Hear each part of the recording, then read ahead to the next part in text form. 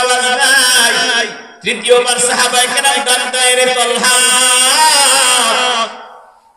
আল্লাহর পয়গম্বর তোমার ঘরের দরজা থেকে বিদায় হয়। কোথায় তালহা রে, তুই কোথায়? আল্লাহর পয়গম্বর তোমার ঘরের দরজা থেকে বিদায় হয়। এ আল্লাহর বান্দার আল্লাহর পয়গম্বর চলে যাবে শুনে হঠাৎ তালহা খেয়াল করলো, সাহাবায়ে কেরাম খেয়াল করলো, তালহার ভিতর থেকে ভাঙা ভাঙা কণ্ঠে কান্নার আওয়াজ। তালহা কান্না করে আর বলে, ওরে পয়গম্বর, ও পয়গম্বর, আল্লাহর পয়গম্বর,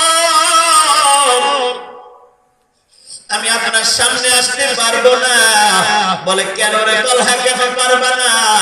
বলে, রে পয়গম্বর, আমি তালহা আপনার সামনে আসবো, এতটুকু পরিমাণ পোশাক, 70 টাকার পরিমাণ পোশাক আমার পরনে নাই রে পয়গম্বর। আল্লাহর পয়গম্বরের চোখের পানিগুলো ঝরঝর করে পড়তেছে। কিতাবের মধ্যে দেখে আল্লাহর পয়গম্বর গায়ের চাদরখানা খুলে সাহাবায়ে কেরামকে দিয়া বলে, সাহাবায়ে কেরামের দল, দাও আমার তালহাকে দাও। আমার তালহা আমার চাদরটা গায়ের মধ্যে জড়াইয়া আমার সামনে এসে দাঁড়াক, আমি তাকে দেখবো।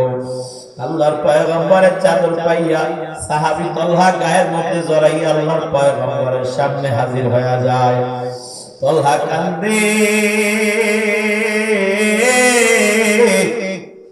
আল্লাহর পয়গম্বর বলে, তালহা কেন তুমি কাঁদো? কাঁদো। সাহাবী তালহার কান্নার আওয়াজ আরো বাইরে যায়, ও পয়গম্বর, ও পয়গম্বর। বলে, তালহা তুমি কেন আমার মজলিসে বসো না? বলে, পয়গম্বর, আমি আর আমার বিবি ঘরের মধ্যে থাকি রে পয়গম্বর, আমাকে আল্লাহ এত গরিব বানায়। ও পয়গম্বর, আমি এক পোশাক পরে মসজিদে হাজির হই, নামাজের আযান হয়ে গেলে যখন আমি মসজিদে যাই, আমার বিবিকে ঘরের কর্নারে একটা গর্ত কইরা গর্তের মধ্যে রাইখা যাই রে পয়গম্বর।